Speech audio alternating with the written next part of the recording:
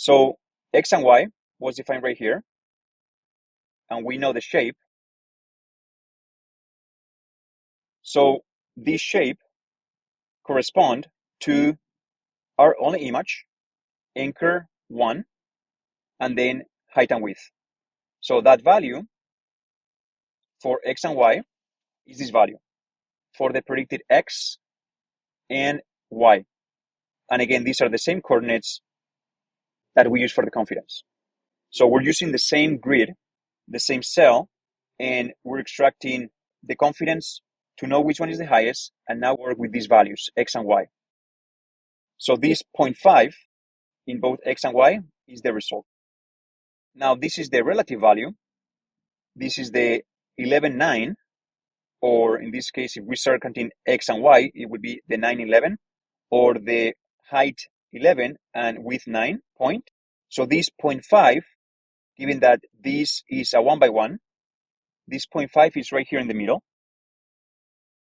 So if we obtain those values and we add the value for X, this 9 right here, remember, so if this is 0, it will be 1, 2, 3, 4, 5, 6, 7, 8, and 9.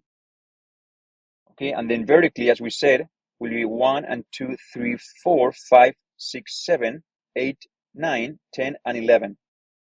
So if we add the plus 9 and plus 11 to have it in absolute values, is 9.5 and 11.5, as we expected, relative to this or absolute to this value here. If we plot that on the grid that we generated earlier, and in particular, we're going to focus on the 0 by 0 grid, on the non-offset grid, this is the output. This is the center of what will be the bounding box of the object that we are predicting. Now, this red box here represents the values that X can have in the traditional sense. So let me jump here. In previous versions of YOLO, the values of the X and Y were directly predicted using the activation of the last layer, which is what we have here.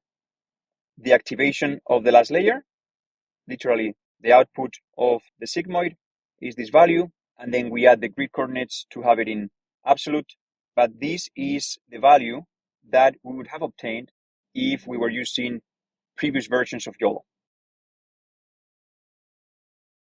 However, in YOLOv5, this formula for predicting the box coordinates has been updated, and it's been updated to prevent what is called grid sensitivity,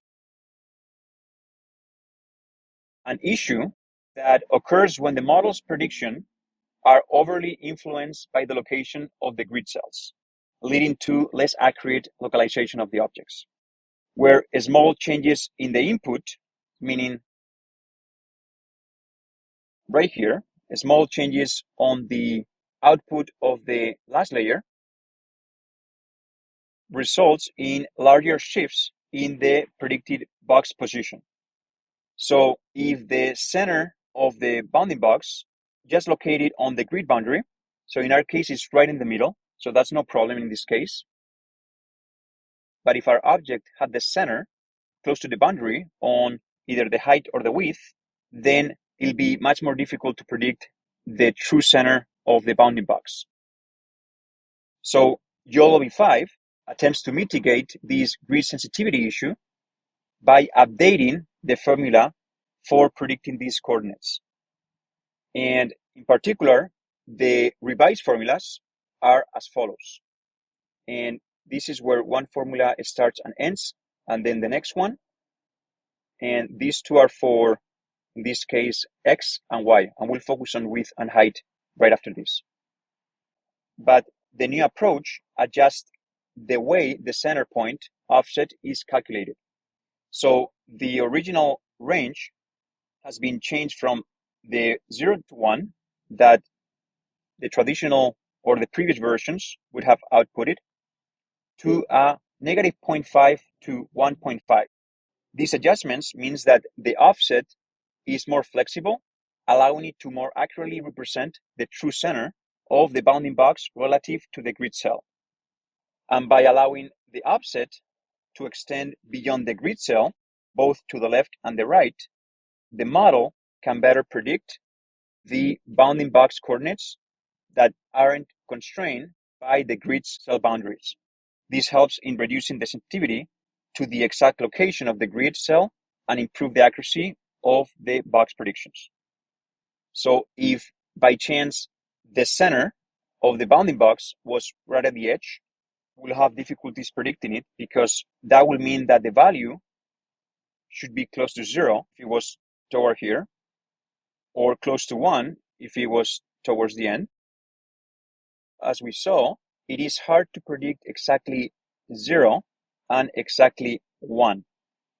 So these values that are not exactly 0 and not exactly 1 could make that the bounding box is less accurate.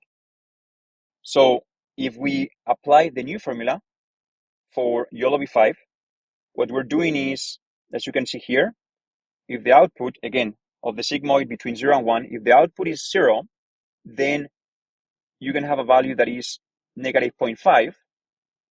And then if the output is 1, you could have a value that is 1.5. So you have a larger range where it is much easier to now get the exact values of 0 and 1 if the bounding box close or exactly on the border of the grid cell. This is easier understood visually. So if I were to apply the formula of YOLOv5, these will be the results.